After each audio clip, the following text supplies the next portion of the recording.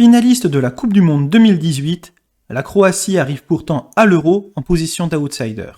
Pour cette compétition, Zlatko Dalic, le sélectionneur, a retenu 26 joueurs. Lesquels, quel est leur profil, leurs forces et leurs faiblesses? Eh bien, je vous le propose de le découvrir grâce à Football Manager.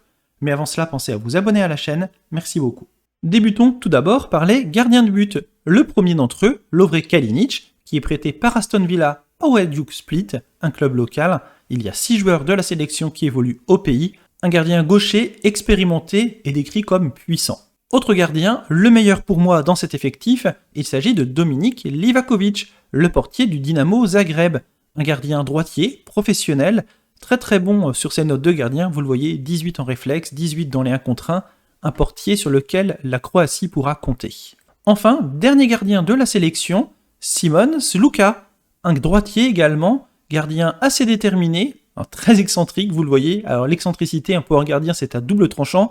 Ça peut permettre d'avoir des parades exceptionnelles ou des ratés complètement improbables, à vous de voir. On passe maintenant aux défenseurs avec l'expérimenté Vida qui évolue au Beşiktaş en Turquie. Un joueur, vous le voyez, un très bon en tacle, détermination, jeu collectif, agressivité. Un joueur qui a de la niaque et il ne lâchera rien. Un joueur très motivé, droitier. Autre défenseur, le meilleur de cette liste, Dejan Lovren, l'ancien lyonnais, qui évolue actuellement au Zénith Saint-Pétersbourg. Vous pouvez voir sa note, ses notes, elles sont tout à fait brillantes. Jeu de tête, détente verticale, puissance, tacle, ça en fait un défenseur central très puissant. Autre défenseur, Sime Vlaško, le défenseur de l'Atlético Madrid, un arrière latéral qui aime se projeter vers l'avant dès que possible. Pas vraiment de points forts, pas de points faibles, c'est un joueur équilibré. Le joueur suivant est bien connu des suiveurs du championnat de France, il s'agit de Douye Kaletakar, le Marseillais. Sa principale caractéristique, c'est le jeu de passe. Joueur déterminé, il tente des passes de loin, il sort de la défense balle au pied. Ce sont ses caractéristiques. Pas forcément très inspiré dans ses choix, mais un joueur qui normalement a encore une belle marge de progression. Il était d'ailleurs observé par Liverpool au mercato hivernal. Vous avez également dans cette liste Josip Juranovic, un joueur très polyvalent. Vous voyez sa petite fiche. À part gardien de but, il peut évoluer à tous les postes. Un joueur comme les sélectionneurs les aiment. Pas vraiment de grands points forts, si ce n'est au niveau mental. Un joueur très courageux, très déterminé. Un joueur sur lequel on peut s'appuyer dans une sélection. Autre joueur de la sélection, Domagoj Bradarić, le Lillois. Très jeune joueur, âgé de 20 ans. Donc il va progresser dans les années à venir. À mon avis, il est là pour prendre de l'expérience. Vous voyez ses principales caractéristiques. Il court avec le ballon sur le flanc gauche. Il se projette vers l'avant dès que possible. Défensivement, il a encore moyen de progresser, 10 en tacle, mais vous le voyez, il n'a que 20 ans. Le joueur suivant compte plus d'expérience, Mile Skoric, le défenseur de Lojisek, un joueur dont les principales caractéristiques, c'est le mental, une personnalité, une mentalité de leader, un joueur qui a tendance à conserver la balle et qui sait jouer avec le public, avec les supporters. Malheureusement, dans un Euro avec des publics, des stades à moitié remplis, ça ne servira pas à grand-chose. Dernier défenseur de la liste, il s'agit de Josko Gvardiol, très jeune défenseur. Il a 19 ans actuellement, 18 ans au début de la saison sur Football Manager.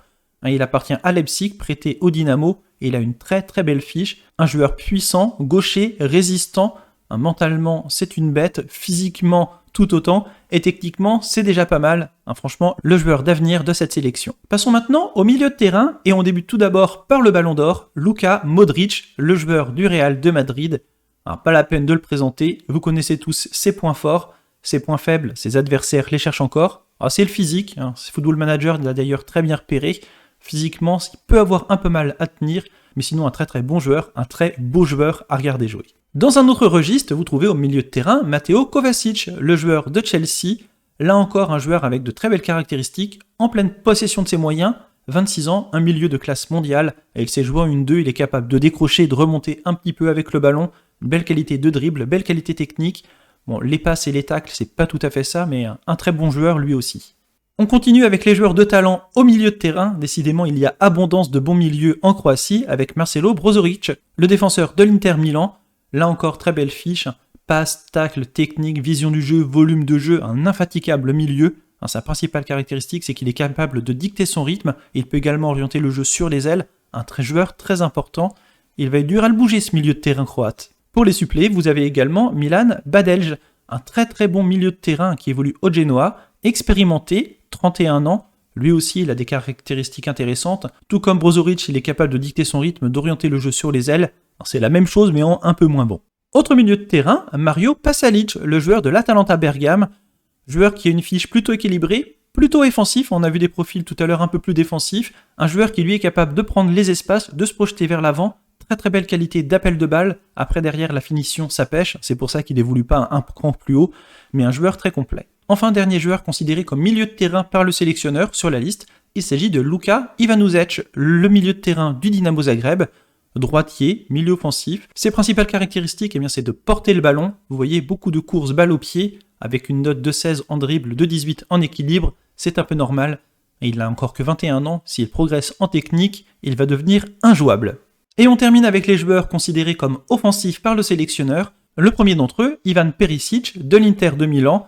Très beau joueur, belle qualité de vitesse, très bon de la tête également, c'est assez rare pour un joueur offensif.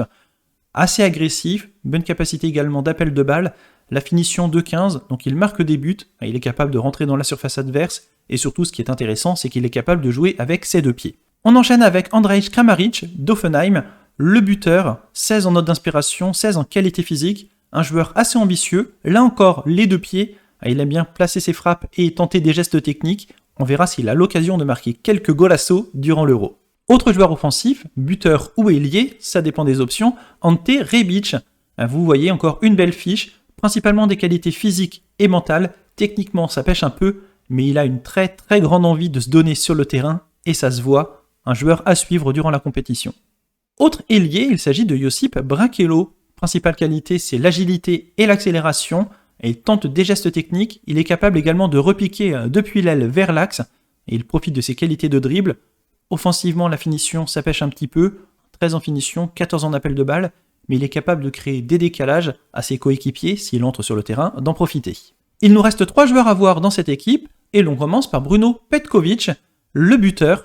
Alors buteur, certes, même si ses qualités de finition ne sont pas les meilleures, vous voyez 12 en finition, 11 en décision, 11 en appel de balle, ce ne sont pas ses qualités premières, c'est un joueur qui aime bien décrocher un peu plus bas pour récupérer le ballon, et c'est logique, vous voyez, 14 de passe, 16 en technique, 18 en puissance, inspiration, jeu collectif, vision du jeu, un joueur qui peut être très utile. Avant-dernier joueur de cette sélection, lui aussi il évolue au Dinamo Zagreb, il s'agit de Mislav Orsic, l'ailier. Alors un joueur qui a de très bonnes notes physiques, vous voyez, accélération, vitesse et agilité, 16, 17 et 16, bon tireur de coups de pied arrêtés. Bon, après il a 27 ans et je pense qu'il a atteint la totalité de son potentiel, un joueur de complément. Dernier joueur de cette sélection, il s'agit du buteur d'Osasuna, Ante Budimir, un attaquant qui évolue au meilleur poste en pivot. Vous le voyez, 16 de détente verticale, 16 de jeu de tête, 12 de passe, 18 de puissance. C'est globalement un remiseur, un joueur équilibré, gaucher, c'est toujours utile. On a balayé les 26 joueurs, vous avez la liste sous les yeux. Ce que je vous propose, c'est de regarder leurs notes sur Football Manager, leurs notes globales. Vous ne le savez peut-être pas, mais tous les joueurs ont une note comprise entre 1 et 200. 1 c'est la note minimum, 200 la note maximum. Et bien on va regarder la note du niveau actuel des joueurs pour voir qui sont les meilleurs de cet effectif. Et sans surprise, Luka Modric, Brozovic et Kovacic sont les joueurs les plus performants, les meilleurs de cette sélection. Les joueurs qui ont le plus de potentiel, le potentiel étant lui aussi évalué sur 200, sont les mêmes. Alors regardons quels sont les joueurs les moins performants de la sélection. Eh bien vous avez Bradaric, vous avez Juranovic et Kalinic qui sont les joueurs qui ont les notes les moins bonnes. À eux de faire mentir les évaluateurs de Football Manager. Autre note intéressante à regarder sur Football Manager, ce sont des notes cachées. Vous en avez plusieurs, dont une qui, en mon sens, est fondamentale, c'est la capacité à être bon dans les matchs importants.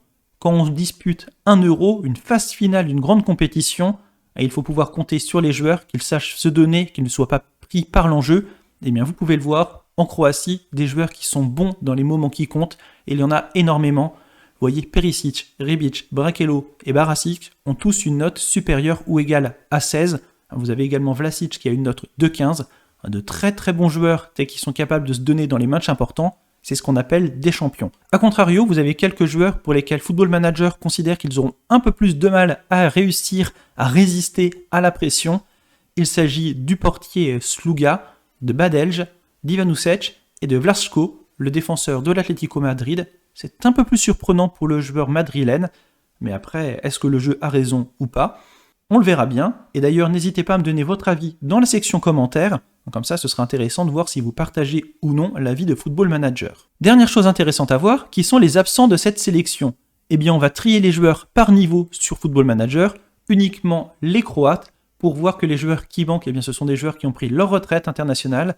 Vous avez Ivan Rakitic, vous avez Mandžukić, et vous avez également un joueur qui aurait peut-être pu être dans la sélection.